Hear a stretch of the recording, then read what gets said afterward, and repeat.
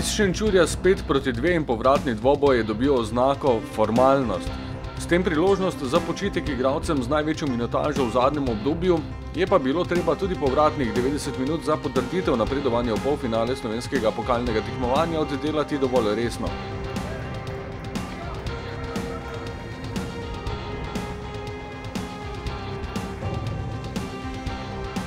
Za uvodno ogrevanje v hladnem večeru prosti strel za Šenčur dobro je nameril kotnik, z uspešnim posredovanjem pa je vratar Cotman ob premieri v Ljudskem vrtu odbil kot.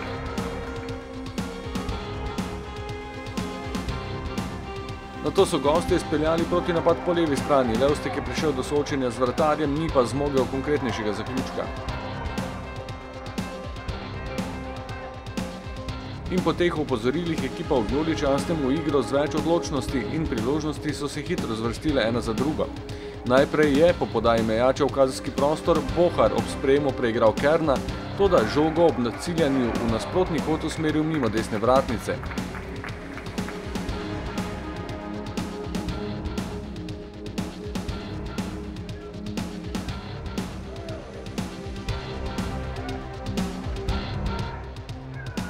Po uspešnem sodelovanju s Cvjanovićem in Boharjem naslednji pri zaključnem udarcu Tavares, z diagonalnim udarcem pa se ni išlo.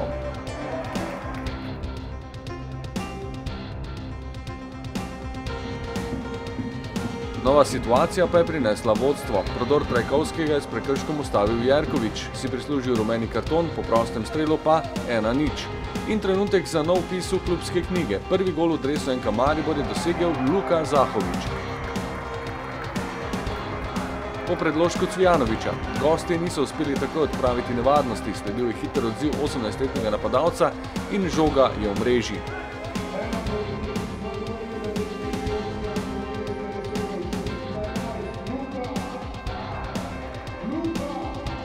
Gol je poskrbel za dodatno energijo, takoj še 2 mariborski akciji, ko so centimetri manjkali do povišanja vodstva. Ob podaji Tavaresa je Luka Zahović ušel gostujočim branilcem in spretno iskal pot do drugega gola.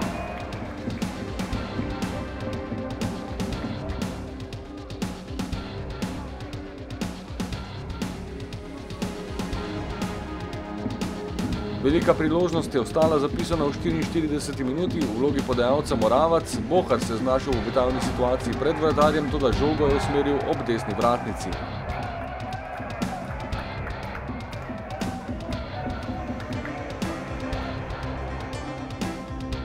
Kazen za neučinkovitost pa z golom na drugi strani, kot za Šenčur in izenačenje.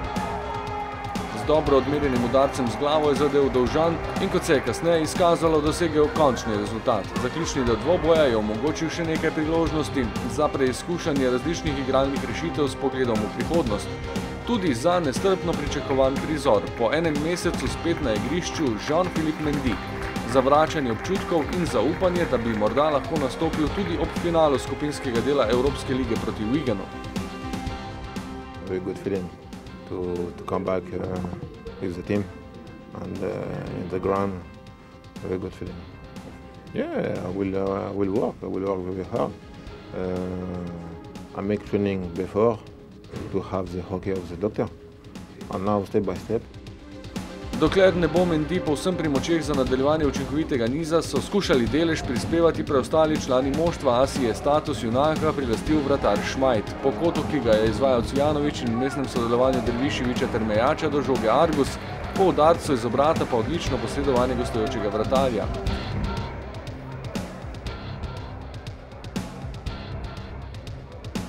Želja postati strelec je Argusu kljub novi grožnji v kazenskem prostoru po kotu tokrat z glavo ostala neuresničena, saj se je še z eno izjemno obrambo izkazal šenčurski vratar.